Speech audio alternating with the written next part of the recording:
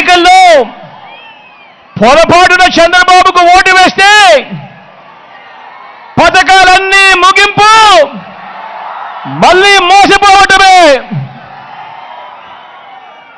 ఇది ప్రతి ఒక్కరూ కూడా జ్ఞాపకం పెట్టుకోమని, ఓటు వేసే ముందు ప్రతి ఒక్కరూ కూడా ఆలోచన చేయమని చెప్పి మీ అందరితో కూడా ఈరోజు తెలియజేస్తా ఉన్నాడు మీ బిడ్డ. బాబును చంద్రబాబును నమ్మటము అనంటే కొండ చిలువ నోట్లో తలకాయ పెట్టడమే అన్నది ప్రతి ఒక్కరూ కూడా జ్ఞాపకంలో పెట్టుకోమని కోరుతా ఉన్నా.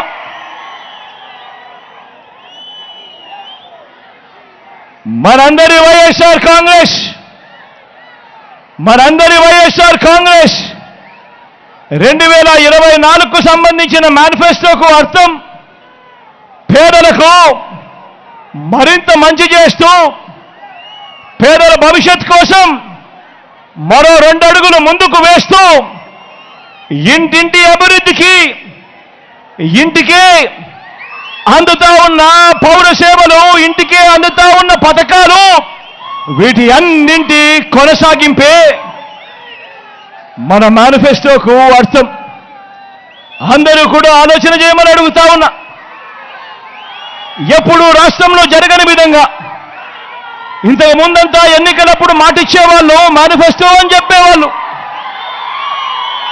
ఎన్నికలప్పుడు మాటిచ్చేవాళ్ళు, మేనిఫెస్టో అని చెప్పేవాళ్ళు. ఎన్నికలు అయిపోయిన తర్వాత ఆ మేనిఫెస్టోను చెత్తబుట్టలోకి వేసే రోజులు గతంలో మనమంతా కూడా చూసాం.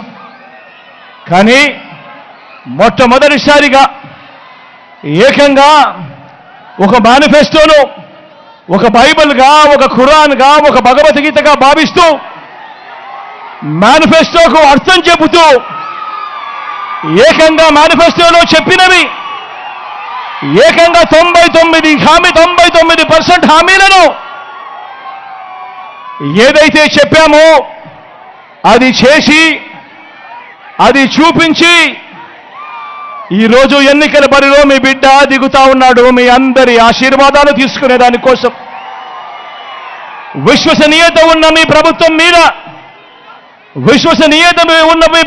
మీద విలువలు, విశ్వసనీయత లేని చంద్రబాబు ఎలా నోరు పారేసుకుంటున్నారో మీరంతా చూస్తున్నారు కదా.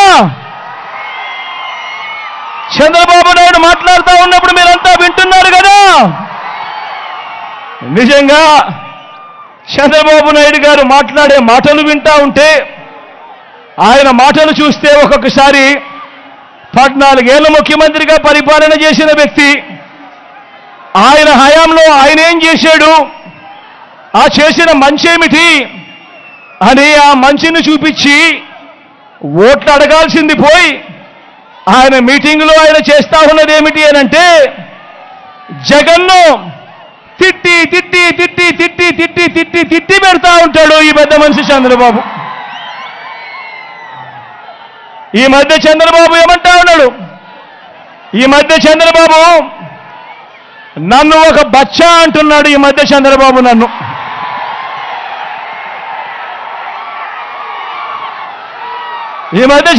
నన్ను ఏమంటా ఉన్నాడు, నన్ను ఒక బచ్చా అంటా ఉన్నాడు ఈరోజు ఈ మధ్య చంద్రబాబు. అవును, ఓడిపోయే కాలం వచ్చినప్పుడు, హైదరాబాదుకు వెనక్కిపోయే కాలం వచ్చినప్పుడు, పోయే కాలం వచ్చినప్పుడు విలన్లందరికీ హీరో బచ్చాగానే కనిపిస్తాడు.